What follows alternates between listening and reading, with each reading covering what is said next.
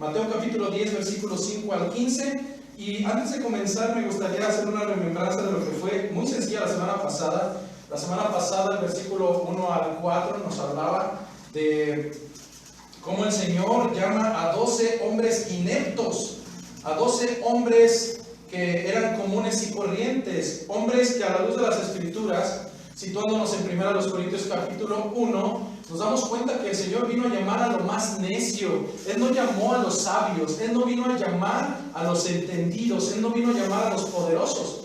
Y así como lo veíamos hace una semana atrás, el Señor cumplía su palabra llamando a lo más necio, a lo más vil, a lo más menospreciado de este mundo. Y así eligió a 12, dentro de los cuales había uno que, diciéndole que le amaba, más tarde sacaría su espada y cortaría la oreja de un centurión.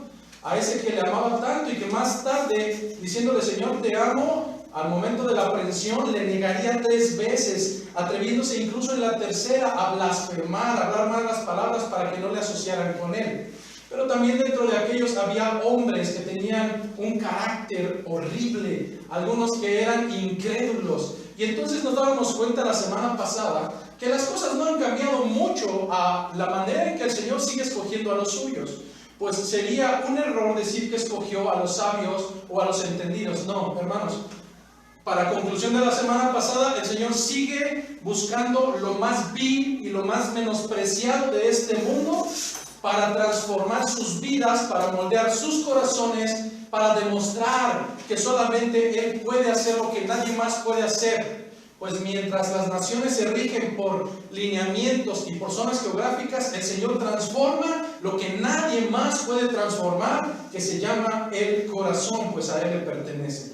Habiendo concluido esto, vayamos a nuestra cita bíblica y leámosla juntos. Mateo capítulo 10, versículo 5 a versículo 15, y dicen así en esta mañana las Escrituras.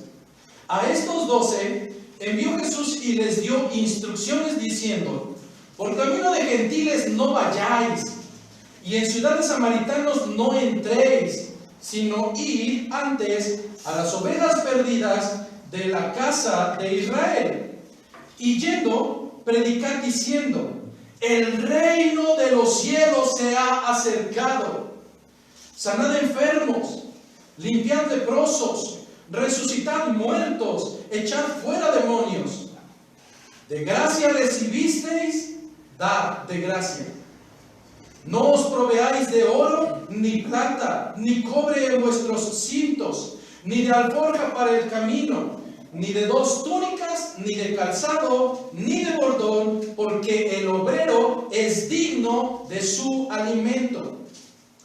Mas en cualquier ciudad o aldea donde entréis, informaos quién en ella sea digno, y posad allí hasta que salgáis. Y al entrar en la casa, saludadla. Y si la casa fuere digna, vuestra paz vendrá sobre ella. Mas si no fuere digna, vuestra paz se volverá a vosotros. Y si alguno no os recibiere, ni oyere vuestras palabras, salid de aquella casa o ciudad, y sacudid el polvo de vuestros pies. De cierto os digo que en el día del juicio será más tolerable el castigo para la tierra de Sodoma y de Gomorra que para aquella ciudad. Esta es palabra de nuestro Señor.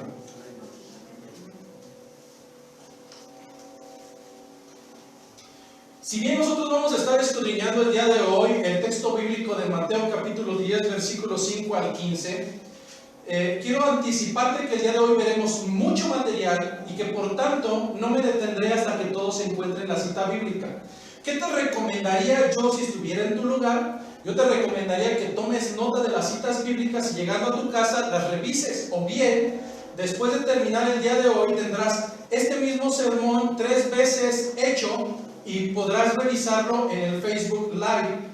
Si esto no fuera suficiente, durante la semana se editará uno de los videos y se estará subiendo a la página de YouTube, donde también podrás revisar una y otra y cotejar contra las Escrituras que lo que se está hablando es bíblico. Tal vez no será lo más lindo, porque hoy saldrás sumamente mal. Ya no es casualidad en este lugar, pero lo más importante es no que salgas bien, sino que seas instruido bíblicamente.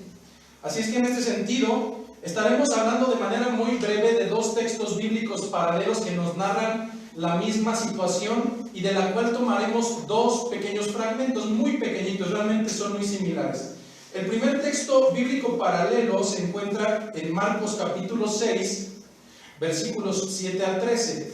Marcos capítulo 6, versículos 7 al 13. Pero también tenemos un segundo texto paralelo que nos narra la misma historia, la misma situación, y el cual lo encontraremos en el libro de Lucas, capítulo 9, versículo 1 a versículo 6. Y aun cuando vamos a estar hablando y regresando una y otra vez al libro central, que es Mateo capítulo 10, quiero anticiparte que también tomaremos dos libros y dos segmentos bíblicos que reforzarán el tema central. El primer texto bíblico o el primer libro bíblico que estaremos tomando será el libro de Romanos capítulo 9.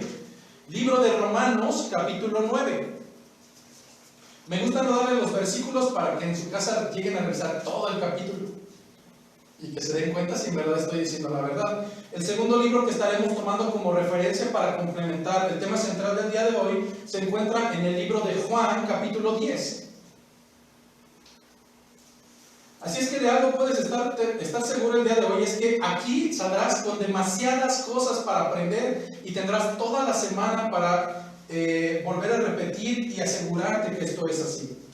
Para poder simplificar la exposición del día de hoy, me gusta estructurar las cosas, y entonces el día de hoy la exposición va a estar dividida en 4 segmentos o 4 subtítulos. El primer subtítulo que estaremos abarcando lo he titulado Jesucristo busca a sus ovejas perdidas. Jesucristo busca a sus ovejas perdidas. Llegaremos a un segundo subtítulo, al cual he titulado Jesucristo sana, limpia a sus ovejas y lo hace gratuitamente. O bien, Jesucristo sana y limpia a sus ovejas gratuitamente. Un tercer apartado que estaremos viendo el día de hoy, a la luz del texto base, será el titulado El sustento de las ovejas proviene de Dios, no del hombre. El sustento de las ovejas proviene de Dios, no del hombre. Y finalmente, para desquebrajar tu corazón y mi corazón pecaminoso, llegaremos a un cuarto apartado, y con este finalizaremos, el cual nos dará cuenta que lastimosa o benéficamente no todos somos ovejas de Cristo. No todos somos ovejas de Cristo.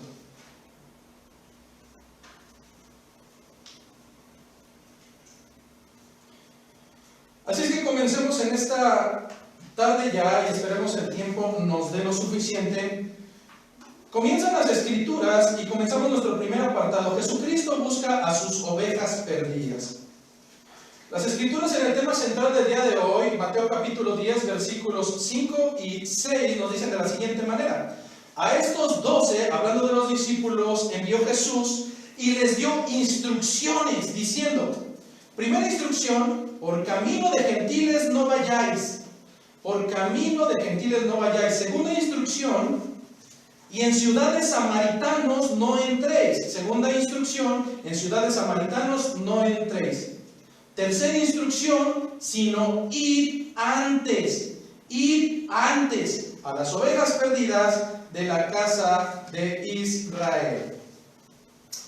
Hermanos, tal pareciera que este mandato es arbitrario, y tal pareciera que este mandato dado a los primeros discípulos contradice las Escrituras, pues las Escrituras nos dicen que el Señor no hace acepción de personas, que el Señor no hace distinciones, que el Señor no tiene favoritos. Lastimosamente hay gente que insiste en decir que los judíos étnicos son los favoritos, los únicos. El día de hoy yo trataré de desmentir esta idea errónea, pero no lo haré desde mi punto de vista. Lo haré desde el punto de vista de las Escrituras. Pero no podremos comprender la exposición del día de hoy si nos quedamos en nuestra situación y contexto actual. Si nosotros pensamos como creyentes del año 2021, jamás lo entenderemos. Algo que te debe de quedar claro es que el libro de Mateo no fue escrito inicialmente para ti. tú no eras el objetivo directo del libro de Mateo.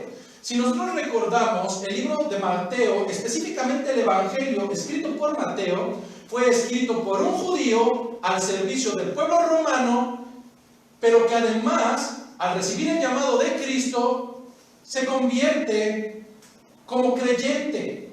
De tal manera que el Evangelio estará destinado para convencer a sus compatriotas a través de evidencia del fundamento del antiguo pacto, que en realidad Jesucristo es el Mesías.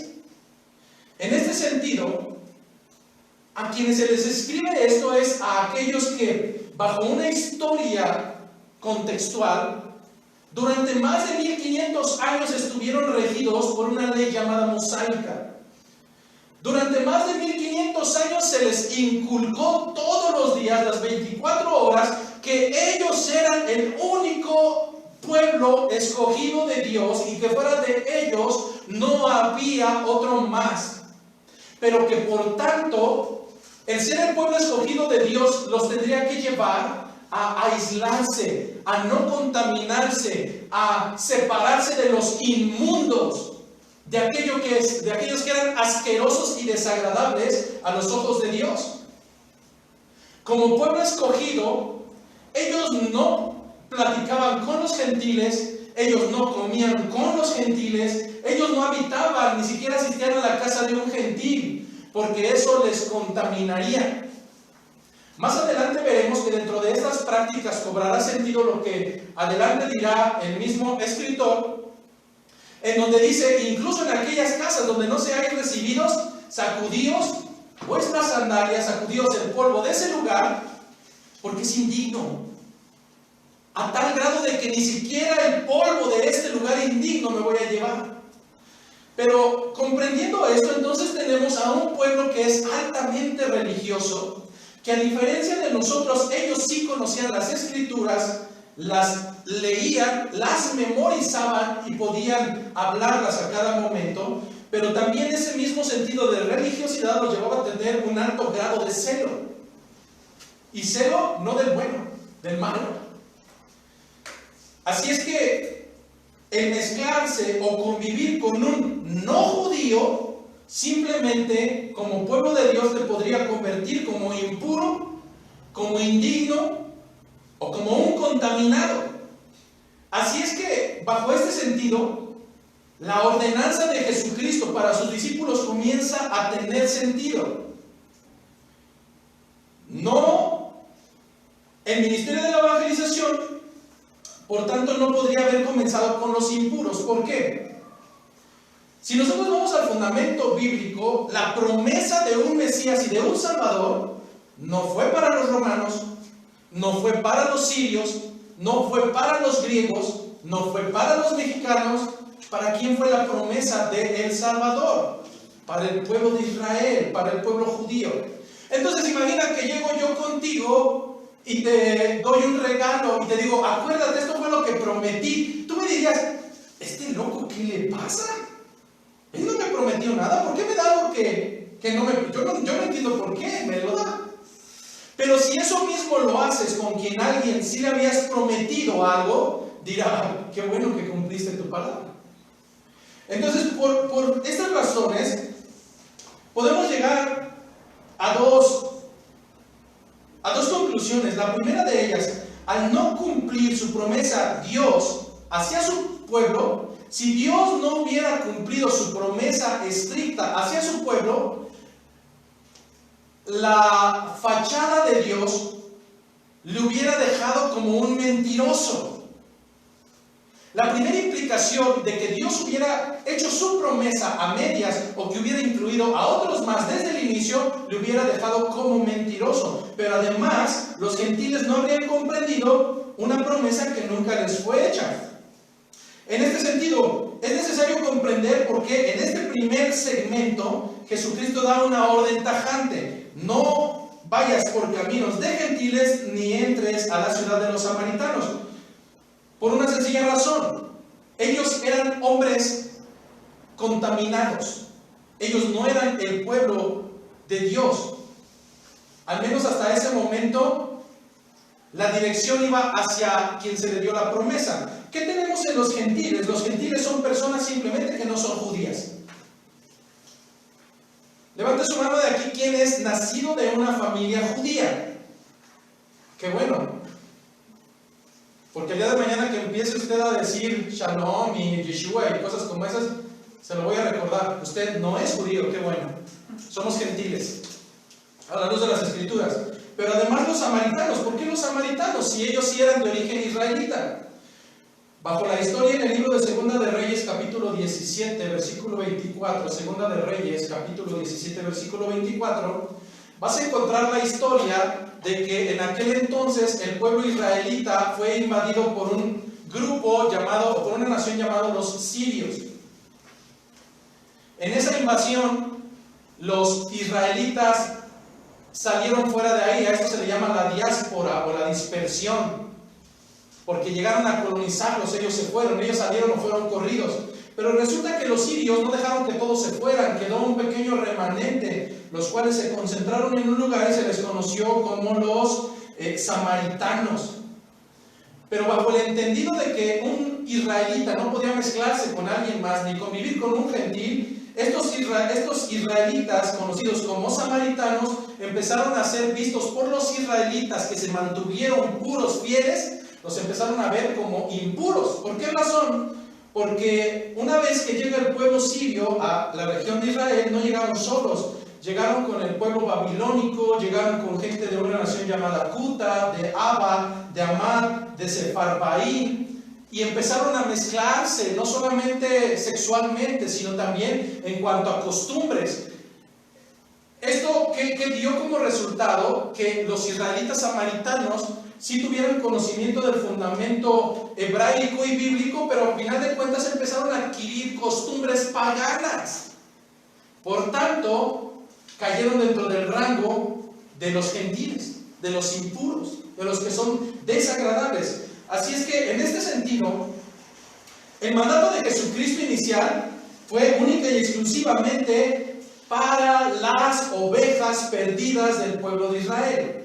Más adelante tomaremos noción de esto, porque hasta este momento pareciera ser una cuestión étnica, pero no es así. A primera vista el cumplimiento pudiera parecer étnico, sin embargo, aquí es donde quiero que dispongas toda tu atención. Haz de cuenta que esta es una clase de las que más te cuesta trabajo, aritmética o algo difícil, porque necesitas estar bien presto. ¿Listos? En este sentido, lo primero que quiero que tengas en cuenta es que bajo fundamento bíblico, ninguno de nosotros puede pensar que necesita judaizarse para ser salvo. No es así. Pero no quiero que me creas a mí, crea las Escrituras. Por tanto, ¿ser judío es sinónimo de ser salvo? La respuesta tajante es no. No necesitas llegar al culto con tu cosita aquí ni con tu shofar para ser cristiano super saiyajin. No es así. En otras palabras, quiero decir, no todos los judíos irán al cielo. Y esto es una realidad. ¿Sino quién? Las Escrituras nos enseñan a lo largo del fundamento bíblico que son aquellos que por elección misericordiosa de Dios les fueron entregados a Jesucristo desde antes de la fundación del mundo. Esta enseñanza, a la cual conocemos como la predestinación, no me la inventé, no nos la sacamos a partir de la Reforma. Tú puedes encontrar referencia bíblica acerca del concepto de la predestinación en demasiados libros, pero concretamente en el libro de Efesios capítulo 1, en el libro de Primera de los Corintios capítulo 2 y en el libro de los Romanos capítulo 8. Así es que hablar de la predestinación es algo que es bíblico y que más adelante iremos dando cuenta que no tiene que ver con nada que tú le puedas ofrecer a Dios. Incluso el decir que desciendes de alguien, eso no es válido. Comencemos a tratar de entender este concepto y es por eso que les pido que vayamos al libro de Romanos capítulo 9. Ahí nos detendremos un momento. Libro de Romanos capítulo 9. Porque será aquí donde el apóstol Pablo nos habla acerca de esto libro a los Romanos, capítulo 9, versículo 6. Y antes de comenzar a leer, debemos de tener en cuenta que el mensaje del Evangelio se iba a llevar a todo Israel. Pero el Señor advirtió que unos atenderían y que otros no atenderían. Traducción: serán rechazados cuando otros oirán. La primera pregunta que viene a la mente es: ¿entonces el Evangelio no sirve? ¿O la palabra de Dios no sirve? Bueno, veamos qué es lo que dice el apóstol Pablo en Romanos capítulo 9, versículos 6 y 7. Dice: no que la palabra de Dios haya fallado, porque no todos los que descienden de Israel son israelitas. Subráyale ahí: ni por ser descendiente de Abraham son todos hijos. ¿Qué es lo que me dicen las Escrituras? Que el hecho de que provengas del pueblo de Israel no te hace ser hijo. Estoy totalmente seguro que estas citas bíblicas no las leen en aquellos lugares judaizantes. No todo el que es descendiente de Abraham es hijo. Así es que, hermanos, la enseñanza que a lo largo de las Escrituras vamos a encontrar es que somos ovejas de Jesucristo, pero no lo somos por herencia. Si somos hijos de Jesucristo, si somos guiados por Jesucristo, es por su elección misericordiosa. Ten en cuenta esto. Algunos de ustedes tienen hijos, yo los tengo, pero el hecho de que el Señor haya tenido misericordia de mí, Raúl o Amanda no pueden decir que son creyentes por ser mis hijos. No es por herencia. El israelita no puede decir que por descender de Abraham es salvo. No es así. Es por elección misericordiosa y proviene de nuestro Señor. Y si esto te resulta impactante porque decimos: no, es que Dios está conmigo, yo soy hijo de Dios. No, las Escrituras me dicen algo contrario. No todos son hijos, no todos son ovejas. Ahora imagínate cómo les caería a los judíos de aquel entonces decirle: no, es que no todos son hijos. Hay probabilidades de que tú no seas oveja, de que seas una cabra. Pero Pablo continúa con la defensa de este argumento de la soberanía de Dios y de cómo Dios puede tener la elección de que a quien le plazca, y lo hace de una manera incondicional, poniendo el ejemplo de la descendencia de Isaac y de Rebeca.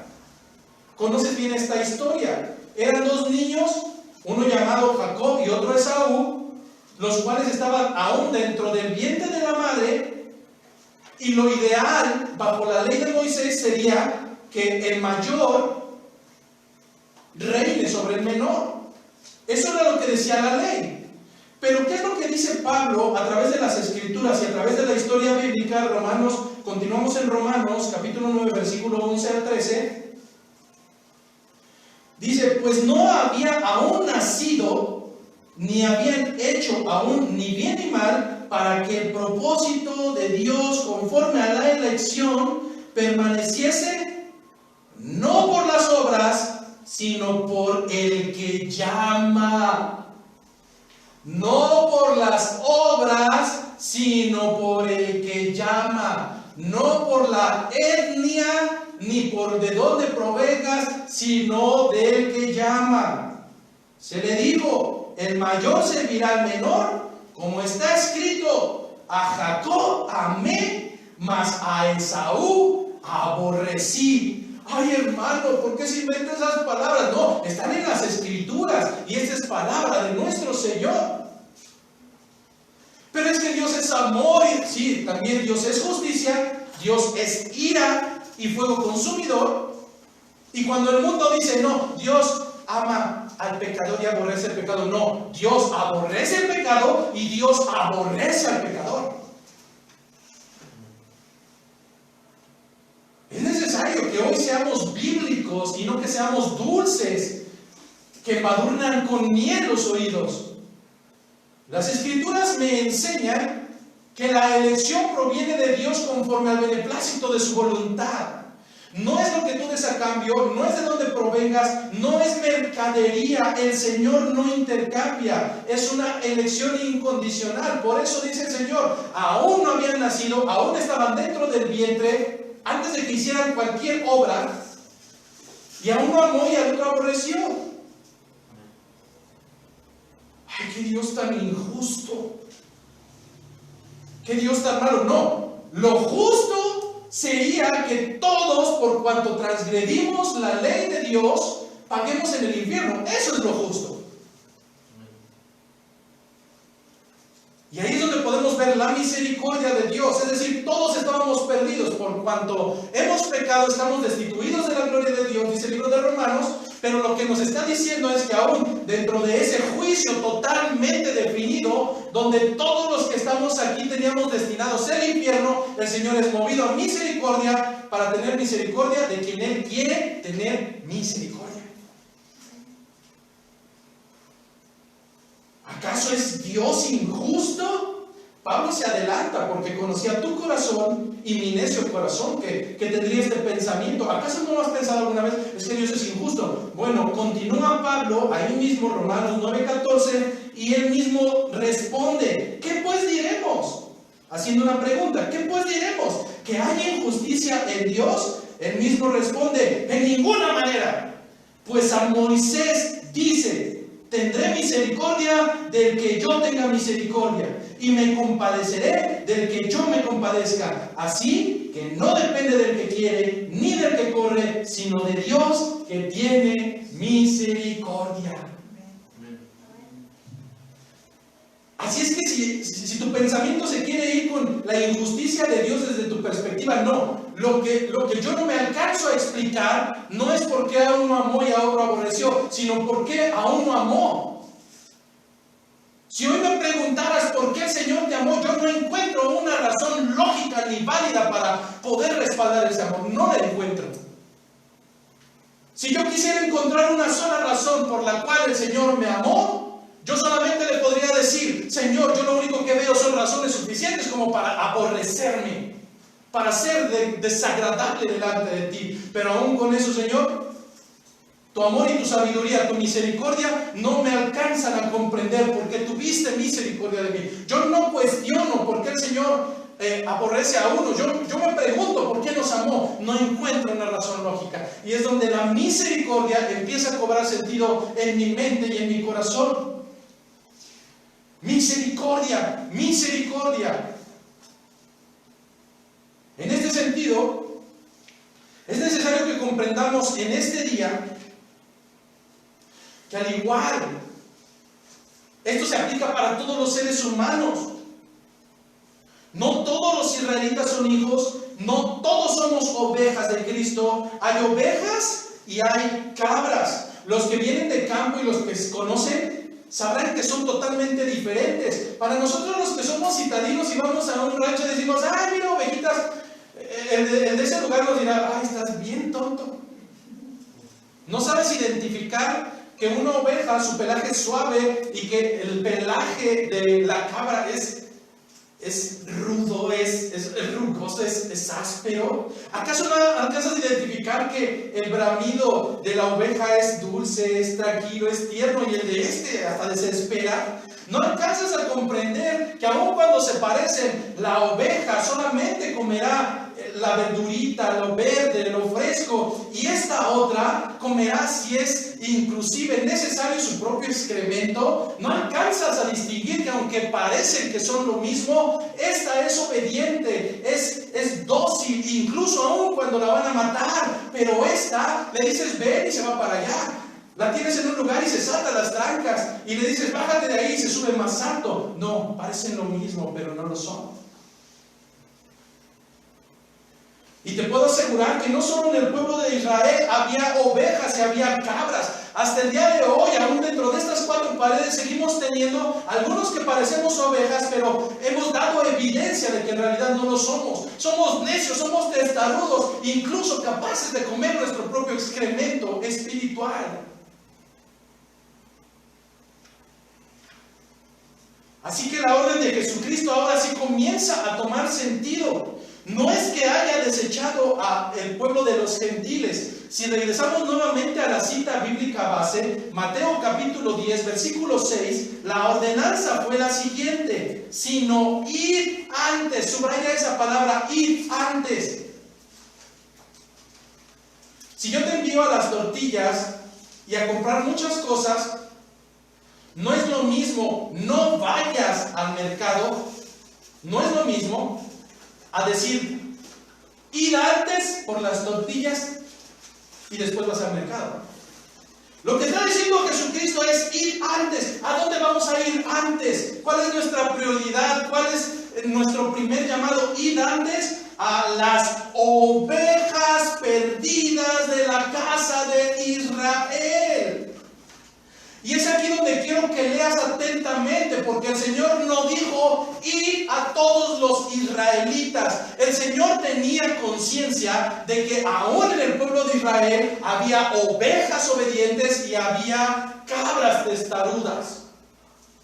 El Señor tenía claro que en esa zona geográfica y física bien delimitada había la posibilidad de quienes obedientemente escucharan la voz del pastor y le siguieran, y otros que dirían, yo no quiero de eso, y rechazarían el mensaje.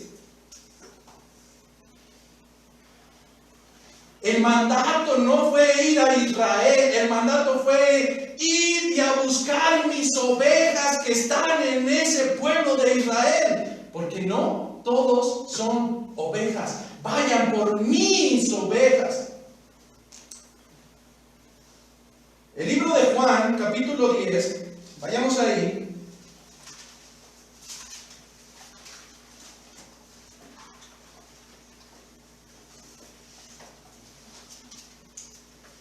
Mateo, Marcos, Lucas, Juan.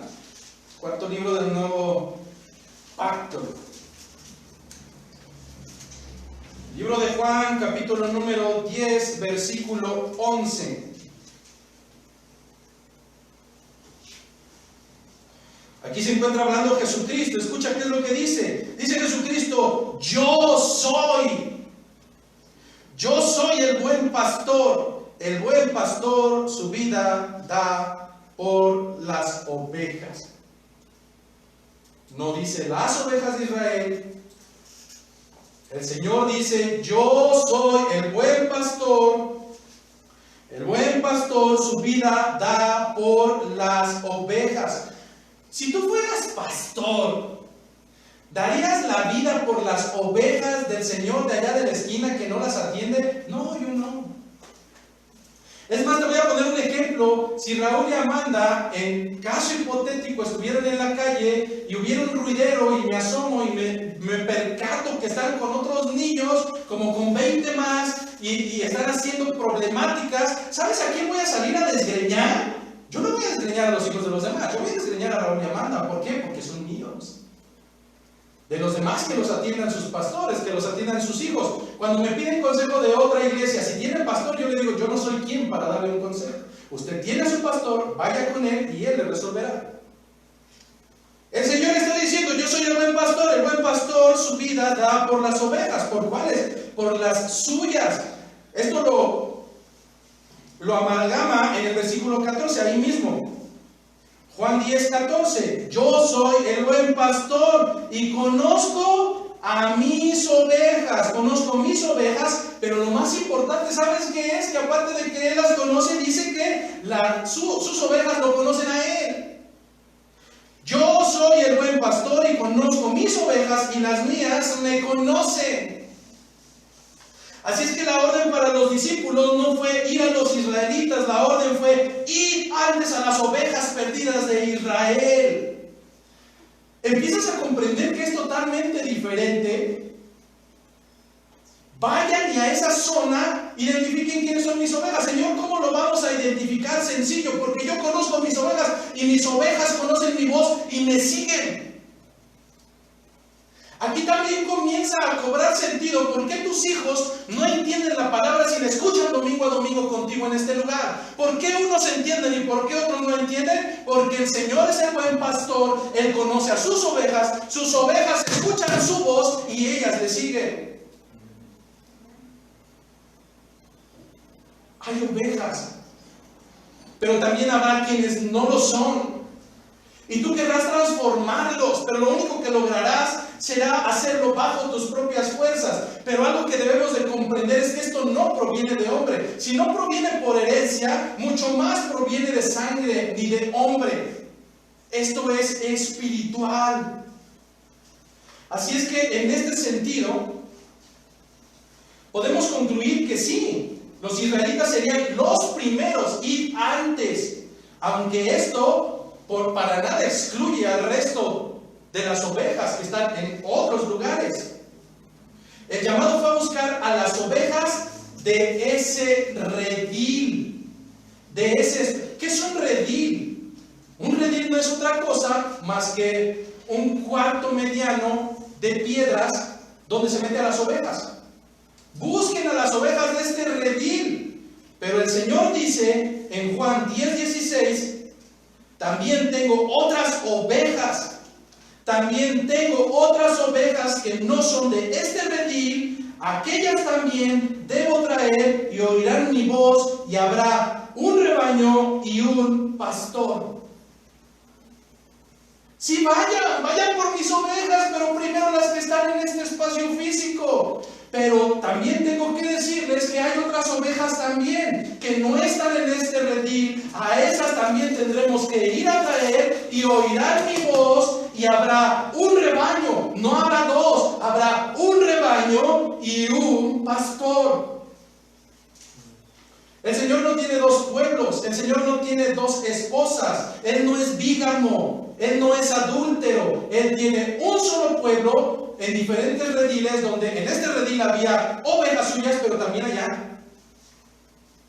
Pero la orden fue ir primero a estas. A estas fue a las que les prometí desde hace más de 400 años a través de las profecías. Así es como comprendemos que la orden de trabajo hacia los discípulos tenía cierta restricción que más tarde sería levantada. ¿Dónde podemos encontrar ese levantamiento de la restricción? No lo busque, pero anótelo. Romanos capítulo 1, versículos 15 y 16. Romanos 1, 15 y 16. Dicen las Escrituras: así que en cuanto a mí, hablando Pablo a la iglesia en Roma, pronto estoy a anunciaros el Evangelio también a vosotros que estáis en Roma. Porque no me avergüenzo del Evangelio, porque es poder de Dios para salvación. Subraya esto: a los israelitas no dice a todo aquel que cree. Porque el poder de Dios es para salvación a todo aquel que cree. Al judío primeramente y también al griego. Traducción: primero al judío, pero también para el resto de los gentiles. Así es que creo que este primer aspecto, bajo un fundamento bíblico, debe de quedar claro. No podemos hacer una invención diferente en decir que es necesario hacer algo extraordinario para poder ser agradables delante de Dios o pertenecer de un linaje de sangre. No lo es así. Pero algo que me llamaba la atención es algo que no encontramos en el libro de Mateo, pero que Marcos sí nos los da. Y es que Marcos dice que no solamente envió a los 12 a hacer este trabajo, a ir a buscar primeramente a las ovejas perdidas del pueblo de Israel. No solamente envió a los 12, sino que los envió, dice Marcos 6:7, comenzó a enviarlos de 2 en 2. Comenzó a enviarlos de 2 en 2. La pregunta que pudieran hacerse: bueno, ¿y eso qué? Es bien sencillo. No lo dice claramente las Escrituras ahí, pero te puedo asegurar que las veces que has intentado ir a un gimnasio y que vas tú solo, la primera semana terminas medio muerto, después a la siguiente semana ya te estacionaste en los tamales, a la siguiente semana ya no fuiste porque no hubo quien te hiciera presión. Pero cuando van dos y uno se quiere quedar en la flojera, el otro le dice: no, vámonos, vámonos. Y cuando el otro esté desanimado, también le dirá: no, tranquilo, aguanta, esa torta está deliciosa, pero cálmate, vámonos. Las Escrituras sí nos dicen que nuestra intención en el Evangelio, en el Nuevo Pacto, no es ser llaneros solitarios, no es que, ay, si la salvación es personal y yo voy a... No, Jesucristo le plació que fuera en comunidad, animados los unos a los otros, soportados los unos a los otros, etcétera, etcétera. Así es que el Señor comienza aquí a enviarlos según Marcos 6:7 de 2 en 2. Esto es una percepción personal, pero nos dice el libro de Eclesiastés capítulo 4, versículos 9 y 10, es hermoso. Eclesiastés capítulo 4, versículos 9 y 10, mejores son dos que uno. Correcto, mejores son dos que uno. ¿Por qué, hermana Lili? Porque tiene mejor paga de su trabajo. Sí, no es lo mismo que trabaje uno que trabajen dos. Pero continúa y dice, pero además porque si cayeren, el uno le levantará a su compañero. Pero ay de aquel que está solo, que cuando cayere no habrá segundo que lo levante. Y hoy estoy hablando acerca de ir y predicar las buenas nuevas. No es lo mismo que tú digas, ay, un día voy a ir a predicar el Evangelio. ¿Sabes cuánto llevas así? Toda tu vida de creyente. Pero si un día acuerdas con otro más, tal como lo hizo Jesucristo, que los envió de dos en dos, cuando uno de ellos diga, no, hoy como que hace mucho frío, no, ¿cuál frío? Ponte el saco y vámonos a predicar. Hoy es que hoy no, porque no me siento preparado, nadie está preparado, vámonos. ¿Qué sucede en el matrimonio? Mejor son dos que uno, porque cuando yo estoy triste, ¿sabes quién viene a consolarme? Tú, no. A veces tú nada más me traes quejas, pero aquella que el Señor me dio como mi ayuda idónea me dice, José Luis, ánimo, levántate, vamos. Ay, sí, vamos, y con palabra. Y cuando ella también está saliendo de sus casillas, y tranquila, vamos a relajarnos, somos hijos de Dios, etc. Entonces, mejor serán siempre dos que uno. Este trabajo de ir y predicar el Evangelio se simplificará si nosotros vivimos en esa comunidad, en esa intención de trabajar unánimes. Así es que Jesucristo demanda que salgamos tú y yo a buscar a las ovejas perdidas. Simplemente porque son suyas, el Padre se las dio, pero además porque es necesario no solamente encontrarlas, es necesario restaurarlas. Es necesario limpiarlas, sanarlas, brindarles salvación. Así es que el Señor nos manda buscar sus ovejas perdidas, porque Jesucristo, apartado número 2, porque Jesucristo limpia, porque Jesucristo sana y salva a sus ovejas. Pero lo más hermoso de todo esto, aunque le duela a los prósperos e iglesias prosperianas que trasquilan ovejas, Jesús lo hace gratuitamente, sin un solo centavo a cargo. Si regresamos al texto base, se nos habla de que los mandó a sanar enfermos, limpiar leprosos, resucitar muertos, echando fuera demonios.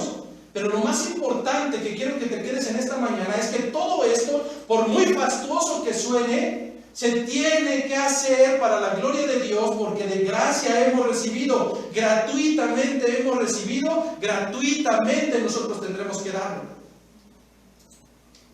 Más adelante daremos un poco de referencia, y ese es el principal motivo por el cual en este lugar jamás te obligaremos a dar un solo centavo. Bajo el nuevo pacto, eso no tiene que ser una obligación, eso tiene que salir de aquí. Pero una oveja no puede corresponder como oveja. Una oveja dirá, no, esto es mío. No, ¿cuál tuyo? El Señor te lo proveyó.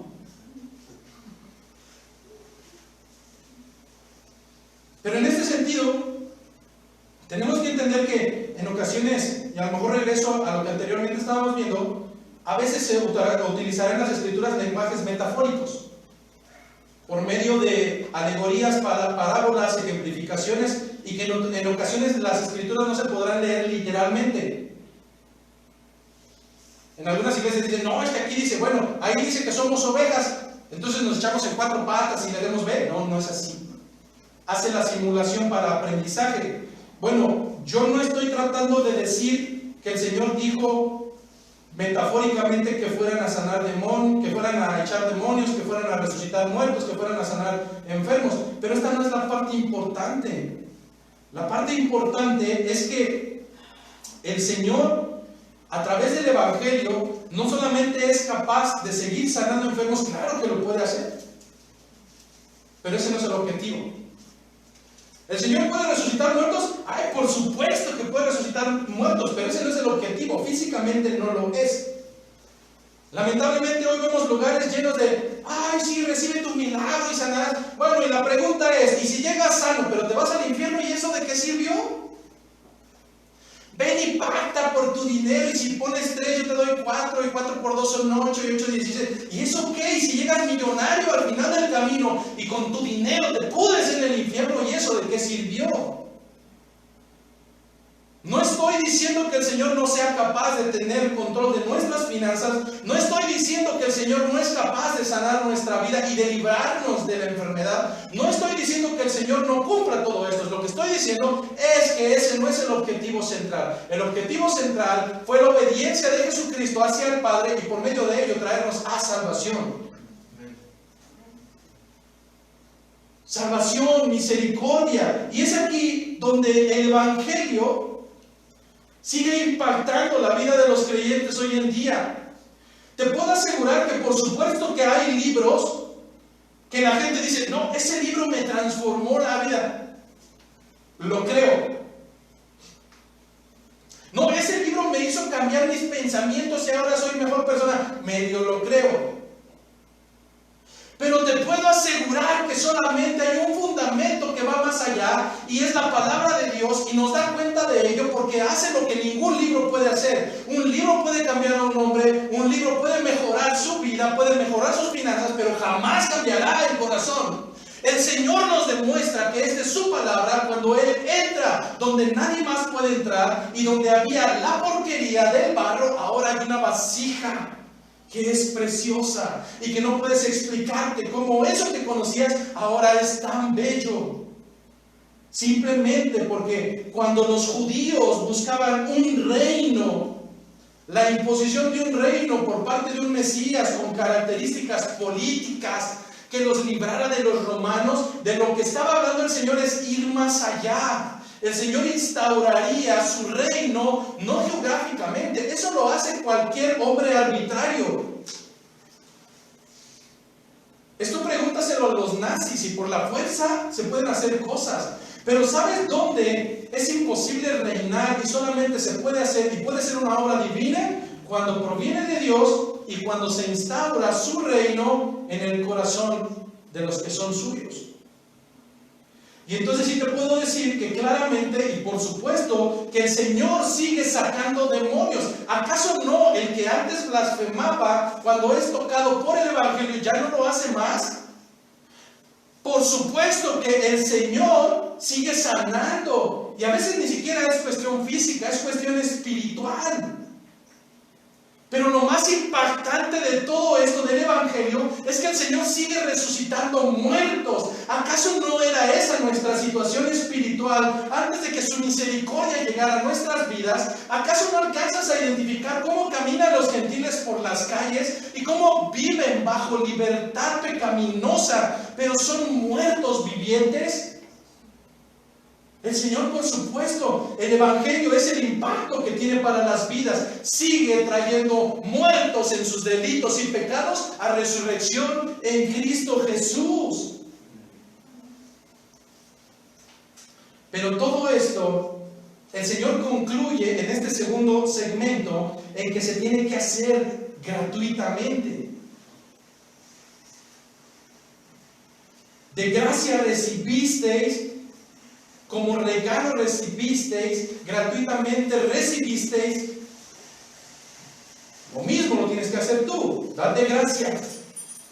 Así es que, hermanos y personas que nos siguen por las redes sociales, el Evangelio no se vende, no se cobra, no se comercializa en ningún sentido. No encontrarás un solo fundamento bíblico que te diga que la aportación económica es obligatoria. Aún el ofrendar es por gracia, es un don de Dios. Eso es lo que nos dice el libro de Corintios, capítulo 8 y capítulo 9. Proviene de Dios. Entonces aquellos que metemos la mano en el bolsillo y decimos, ay, que salga la de a peso, que salga la de... Sí, mi tacañería también es porque yo no soy oveja, no camino conforme a una oveja. Más adelante lo veremos. Y antes de que se malinterprete, quiero decirte, no me interesa un solo centavo tuyo. No es mi interés. Me preocupa tu alma, me preocupa tu corazón, me preocupa dónde vas a terminar al final de tus días y pasarás por la eternidad. En este sentido, lo que no encontramos es que el Evangelio se comercialice en ningún sentido. Lo que sí encontramos es a alguien en las Escrituras que lo intentó y le fue mal. En el libro de Hechos de los Apóstoles, capítulo 8, no lo busque, apúntelo. Libro de los Hechos de los Apóstoles, capítulo 8, tú vas a encontrar la historia de un hombre llamado Simón, al cual conocían como Simón el Mago.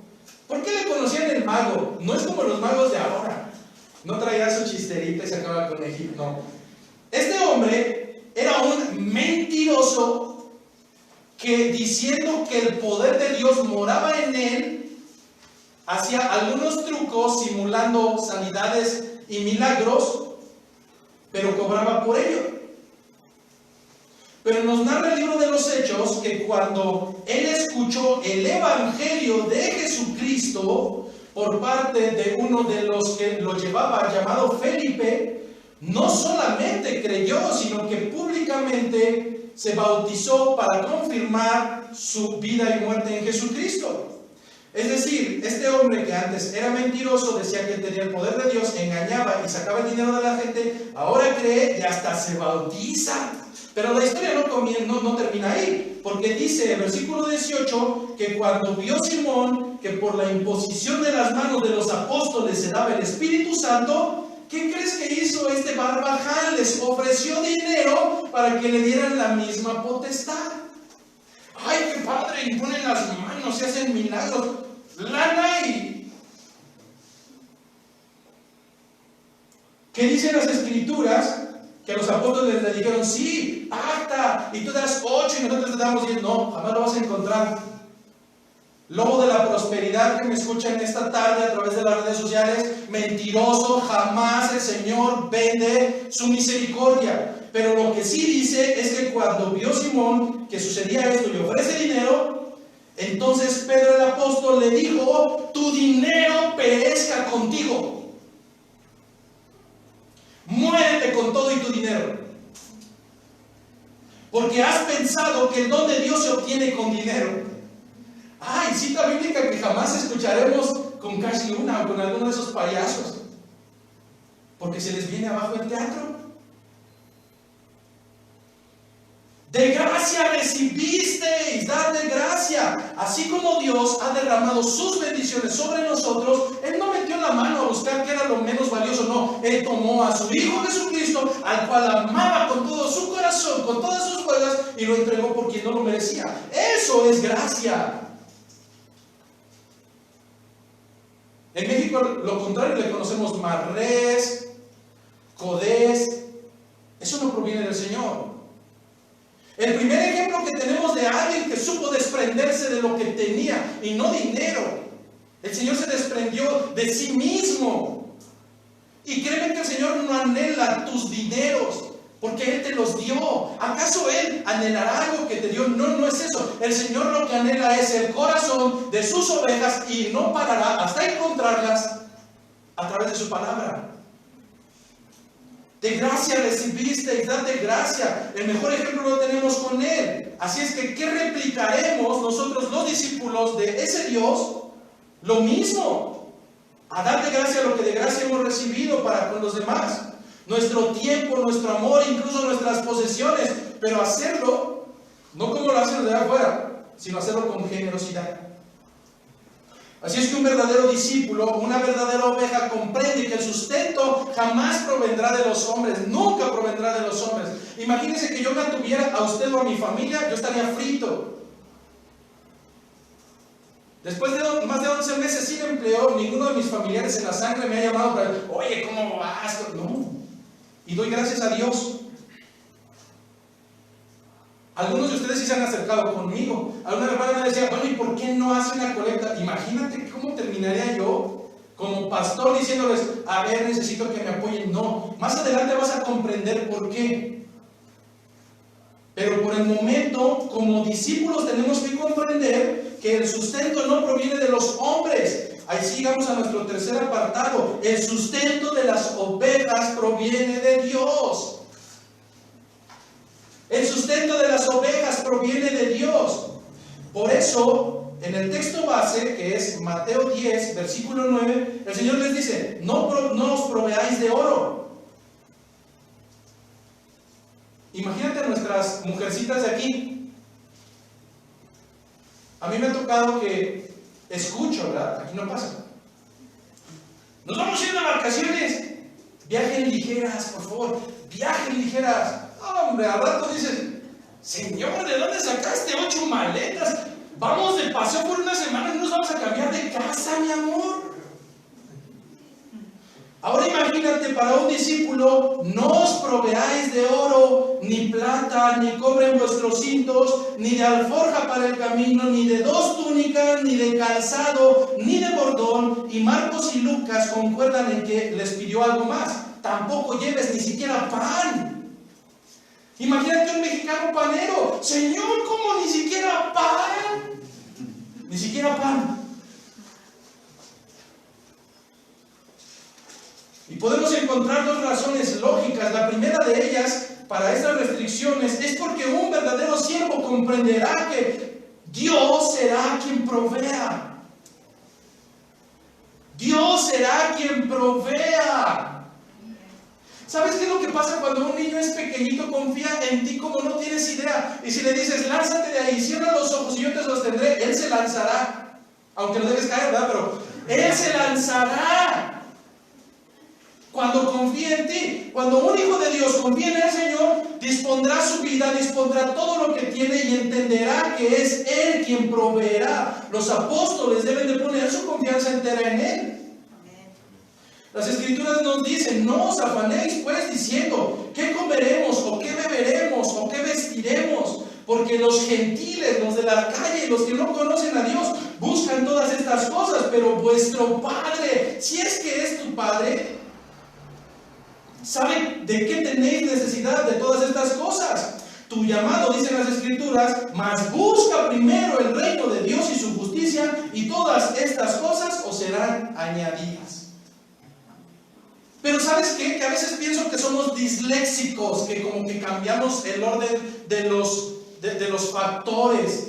Y esto sí afecta el resultado. Porque el Señor dice, mas busca primero el reino de Dios y su justicia, y todas estas cosas serán añadidas. Pero ¿qué es lo que hace un falso discípulo? Primero busca todas estas cosas y al último deja buscar el reino de Dios. Hermano, no llegué al culto, ¿sabe por qué? Es que era mi día de lavar ropa. ¡Ay! El Señor le está hablando a los suyos, busca primero el reino, lo demás vendrá por añadidura. Algo que debes de tener cierto es que jamás te voy a hablar acerca de tu trabajo laboral. Ese sí es primero, tienes que sustentar a tu casa. Ora al Señor para que acomode los horarios. Pero el llamado para un verdadero discípulo es busca primero el reino de Dios y su justicia, y todas las demás cosas vendrán por añadidura. No, es que hermano, usted no sabe si yo no hago. No, yo sé. No tenemos un año en el Evangelio. Y gracias a Dios que ahorita no tengo trabajo terrenal, porque no me da la vida. Son 3 cultos. Es hacerme cargo ya de tantas cosas que de parte de Barcelona se han hecho para acá. Y aún con eso el Señor pone sustento, aún con eso el Señor pone tiempos, aún con eso el Señor pone intenciones correctas en mis hijos y en mi esposa, que gracias a Dios hasta ahora caminan conmigo y no ha habido un reproche. Pero es necesario, hermanos. No quiero decir que yo sea el ejemplo a seguir, al contrario, sigamos a Cristo, a Cristo. Busca primero las cosas de Dios. Lo demás vendrá por añadidura. Pero además, la ordenanza culmina, porque no alcancé a leer el último pedacito de la cita bíblica. Dice, ni de calzado ni de bordón, y le añadimos ni pan, pero además tiene un punto y coma. Porque el obrero es digno de su alimento. Porque el obrero es digno de su alimento. Ay, no. Los pastores son unos flojos. Y todavía quieren que los lo sostengamos. Y ojo, no malinterpretes mis palabras, porque no te estoy diciendo que sostengas mi vida ni mi economía. Ya la sostiene el Señor. Pero quiero hablar en términos generales de las iglesias locales, porque hay hermanos en otras iglesias que sí no tienen ni dónde caerse muertos, y aún los congregantes dicen: ay, no, es que se puedan trabajar, ay Dios. Fíjate qué incongruentes somos. Tú llevas a tus hijos a una escuela,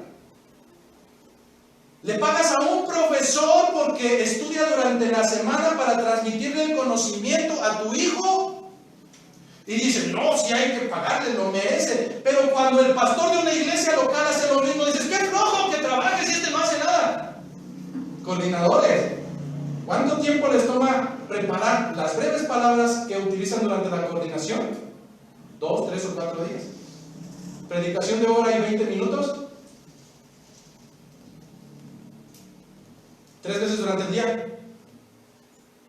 Grupo de lectura los días miércoles, etcétera, etcétera, etcétera, etcétera. El psicólogo no, el psicólogo sí lo merece. Mira, estudió 5 años, se preparó grandemente para endulzarme el oído durante 30 minutos y me cobra 700, 800 pesos. Sí, claro, él estudió, páguenle. La consejería para el pastor. Ay, no, pues oye, pues ¿qué le pasa?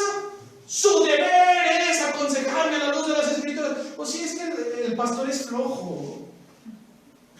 No, lo que me dicen las escrituras es que el obrero tiene derecho a su sostenimiento.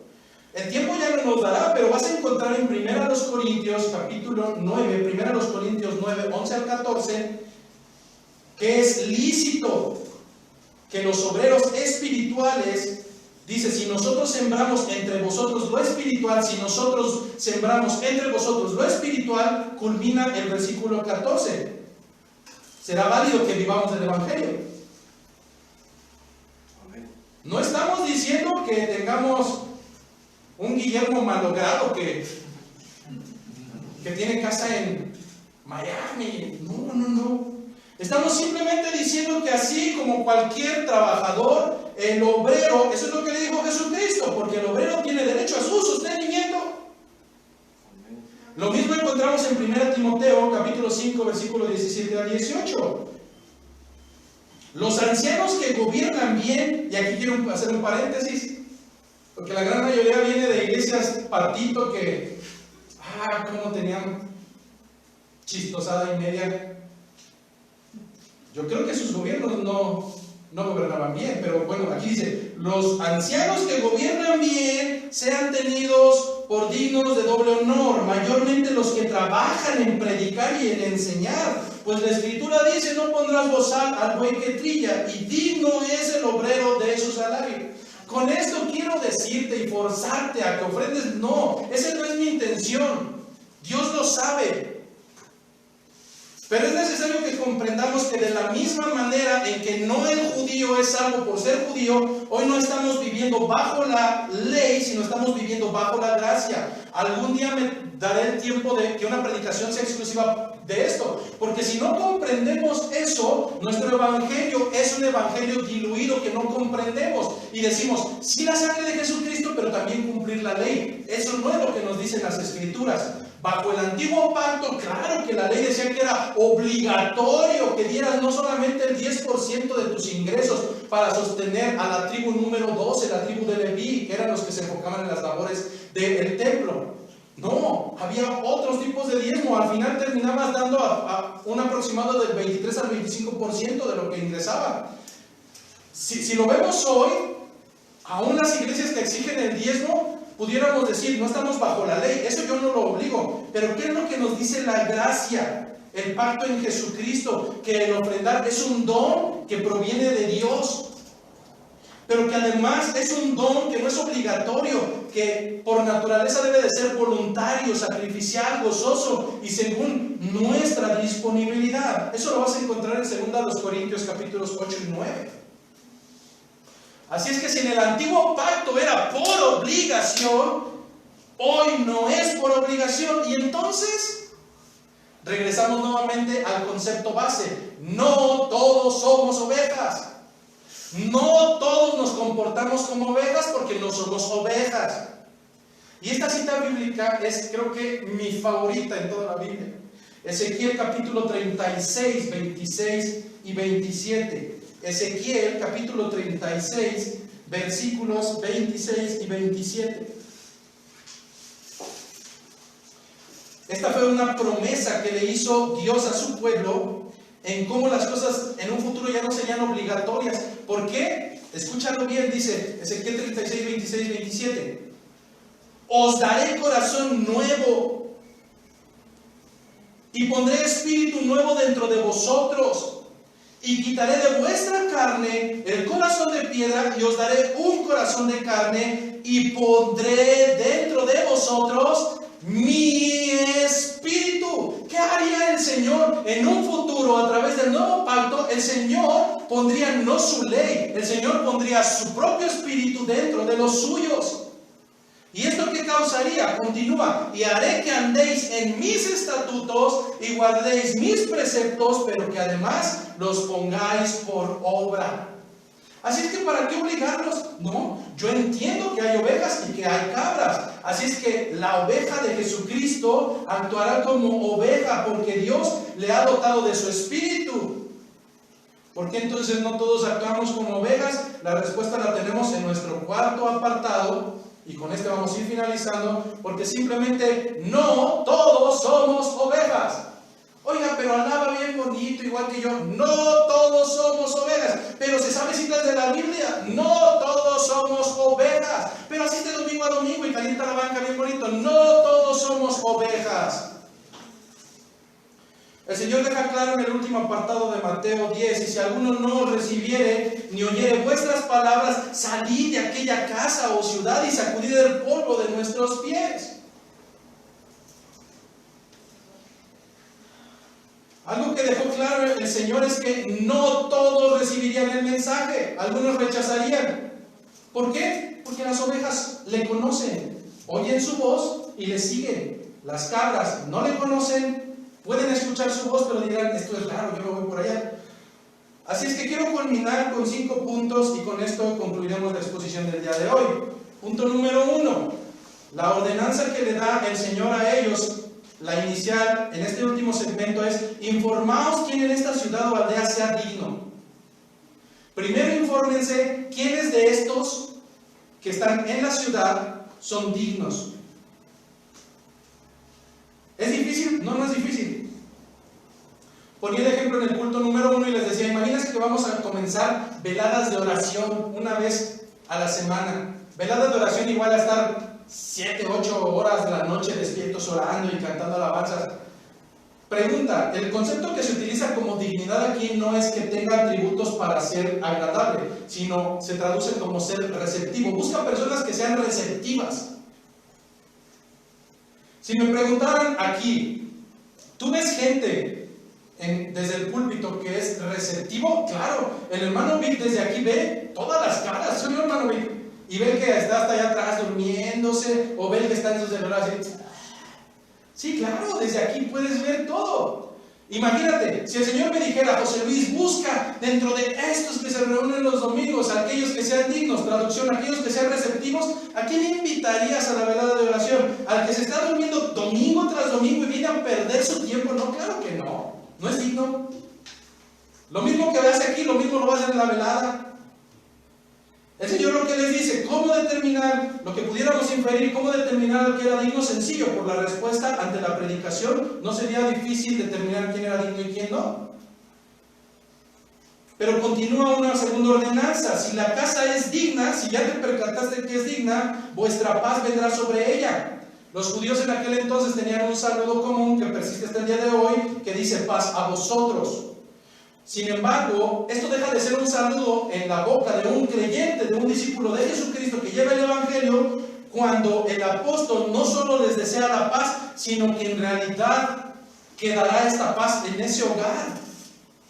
Esto es lo que ha venido sucediendo en los hogares de creyentes. La paz se vuelve una realidad, una paz que sobrepasa todo entendimiento. Y mientras todos están en: ay, que Trump, y ya quedó el otro, y que... ¿a mí qué me interesa? La soberanía descansa y reside en Dios, no en los hombres. Oye, y que las finanzas, la crisis que se vendrá, mi sustento proviene del Señor. Así es que una vez que recibes las buenas nuevas, esa paz que sobrepasa todo entendimiento y que encontramos en Filipenses 4 se vuelve una realidad. Punto número 3. Y si alguno no recibiere ni oyere vuestras palabras, salid de aquella ciudad o de aquella casa y sacudid el polvo de vuestros pies. Y aquí es donde empiezan a ponerse duras las cosas, ya casi finalizando. Los judíos, cuando visitaban una casa de gentiles, escucha bien, una casa impura por alguna razón, imagínate que le habla a un romano y tiene que ir, porque si no lo matan. ¿Qué hacía el judío después de salir de esa casa? Se sacudía incluso el polvo, porque aún el polvo de esa casa era indigno y no lo podía llevar a tierra santa porque contaminaría. Lo que les está diciendo Jesucristo no es que se sacudan el polvo de las sandalias cuando en una casa de gentiles no lo reciban, en una casa de los judíos. Porque aquí empezamos a tener en cuenta que no es que seas judío o no seas judío. Aquí lo que empieza a cobrar sentido es que o recibas el Evangelio o no recibas el Evangelio, o que seas digno o que seas indigno, o que seas de las ovejas o que seas de las cabras. Pero si vas a una casa de cabras, incluso el polvo de tus zapatos quítate atrás. Y aquí es donde las cosas se comienzan a poner feas, porque ellos obedecían. Un ejemplo claro lo tenemos en el libro de Hechos de los Apóstoles, capítulo 13. No entraré a detalle, pero en donde sí quiero entrar a detalle es en que si ellos obedecían, los discípulos obedecen. ¿Cómo atrevemos a decir que tú y yo somos discípulos? Porque la ordenanza fue: no te contamines con los gentiles, no te contamines con los que rechazan el Evangelio. ¿Sabes qué hacemos? Tú y yo hacemos todo lo contrario y decimos: ay, no tiene nada de malo. Mi amiguito no es creyente, pero es bien buena persona. No, no es cierto. A la luz de las Escrituras, Romanos capítulo 3, versículo 9 al 20, nos dice que no hay justo ni aún uno. La ordenanza del Señor es a que nos desliguemos por motivos de convivencia con aquellos que rechazan el Evangelio. Si tu motivo es ir y predicar el Evangelio entre los gentiles, adelante. Pero si lo único que estás haciendo es convivir y contaminándote con aquellos que no son propios, ahí sería un problema. Uno de ustedes, ¿sabe quién? En algún momento me platicaba esto. Uno de mis hermanos, que también es creyente, llega en medio de todos y dice: asqueroso, yo ya me voy porque ustedes me van a contaminar. No, no se trata de eso. Se trata de que si estás en ese lugar, tu papel es predicar el Evangelio. El problema está cuando tú ya te haces partícipe de eso. Entonces ahí sí preocúpate. Pero si no sabes controlarte, la sentencia de las Escrituras en Santiago 4:4 es muy clara. Oh almas adúlteras, ¿no sabéis que la amistad del mundo es enemistad contra Dios? ¿No sabes que la amistad con los del mundo es enemistad contra Dios? Cualquiera pues que se quiera ser amigo del mundo se constituye enemigo de Dios. ¿Sabes qué es lo que está sucediendo? Y aquí voy contra los papás, porque lamentablemente ni siquiera son los hijos. Los papás somos los anticristos que los estamos aventando al infierno. Ay, sí, hija, búscate un gentil, porque aquí están bien feos. Tendrás que dar cuenta, papá. Tendrás que dar cuenta, mamá. Oh almas adúlteras, ¿no sabéis que la amistad del mundo es enemistad contra Dios? Cualquiera que quiera ser amigo del mundo se constituye enemigo de Dios. No, Dios nos ama a todos. No es cierto, no es cierto. Todos somos hijos de Dios, no es cierto. Nuestro llamado es a llevar el Evangelio y al mismo tiempo salir a buscar a las ovejas perdidas de este redil, y al mismo tiempo no hacer mancuerna ni yunta con los gentiles. Usualmente se malutiliza, según a los Corintios 6, 14 y 15, no os unáis en yugo desigual. Y entonces le decimos a la congregante o a la hermanita: oye, no tienes que andar con un novio del mundo, o no te tienes que casar con un gentil. Pero lo que me dicen las escrituras en esta cita bíblica que es que incluso ni siquiera tener compañerismo con ellos, mucho menos tener intimidad. Las escrituras me dicen en 2 Corintios capítulo 6 versículos 14 y 15: no os unáis en yugo desigual. Es por eso que pienso que tenemos dislexia, porque decimos, ¿qué dijo? Así que sí tenemos permitido. No os unáis en yugo desigual con los incrédulos. Porque qué compañerismo tiene la justicia con la injusticia, y qué comunión la luz con las tinieblas, y qué concordia Cristo con Belial. Traducción: ¿qué amistad tiene Dios con Satanás? ¿O qué parte el creyente con el incrédulo? Pero nuevamente tengo que concluir que hay ovejas obedientes y que hay cabras tercas. Y que no deberá de sorprendernos que una cabra actúe en desobediencia, porque esa es su naturaleza. Porque la misericordia no ha llegado a su vida. Pero finalmente quiero concluir con esto. Terminamos las escrituras con el punto final. De cierto te digo que el día del juicio el castigo será más tolerable para Sodoma y para Gomorra que para los incrédulos. Traducción: el dolor y el castigo va a ser mayor incluso para uno de ustedes que sigue en desobediencia, que no se afiance del evangelio, que no dé cuenta de ser oveja, que incluso para aquellas ciudades de Sodoma y Gomorra que fueron destruidas por fuego a causa de su perversidad incontrolable. Así es que, sí, claro, el evangelio será sumamente hermoso cuando comprendas la salvación. Y si finalmente tú dices, hermano, empiezo a tener temor porque no doy evidencia de ser una oveja, es decir, ¿cómo sabes que un plato de sopa es sopa?